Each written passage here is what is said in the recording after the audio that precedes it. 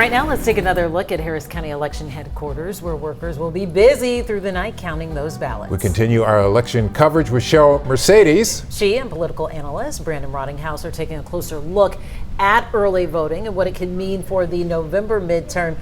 Something's telling me you're looking at early voting and then voting turnout for tonight, too. Yeah, we were looking at that, Lenemy. Of course, the turnout. We still have more than a dozen polling places with people in line, and that's significant. Stunning. A lot of people are turning out tonight. That's amazing. I think you've got, obviously, competition driving a lot of this. So the fact that you've got these races at the top of the ticket that has become national news is a big reason why. The other is that people want to weigh in on national politics. This is really a referendum on what's going on in Washington as much as what's going on in Texas. And you hear a lot of the candidates in their speeches tonight saying, look, we expect the turnout to be robust on May 26th as well. Yeah, right? I think it definitely will be. We're used to seeing runoffs be a little bit less, but not that much less than the general turnout. So I think we're going to see pretty good numbers here. That's a good thing for Texas because usually we're at the very bottom of the list of turnout. So hopefully this will get us a little bit closer to the middle. So we were talking about the runoffs and the surprises that came out, and you were telling me about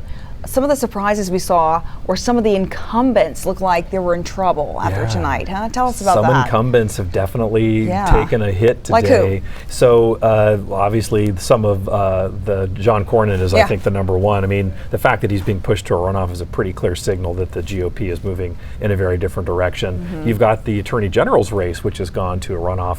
The Attorney General's race really was Chip Roy's to lose, and he is going to be pushed into a runoff against Mays Middleton, who has got a lot of money and definitely got some momentum forming. You're also seeing the Railroad Commissioner race go into a runoff. This is a race that typically isn't on people's radars, but this case it's really important because the person, Beau French, pushing the runoff on Jim Wright is very vocal, and he's been an extreme kind of user of social media and has been lambasted by his own party for the things he's said and done. So that again is stunning, and I think the takeaway is that you've got a lot of incumbents who are in jeopardy, and the voters are in a fighting mood. They want to see new blood, they want to see the insurgency, and incumbents are on the run. So lots of more miles to be walked and lots more money to be spent between now and May. It's going to be an expensive couple weeks. Yeah, Brandon Rottinghaus, thank you so much for joining us. Len, Mia, back to you in the studio. All right, gang.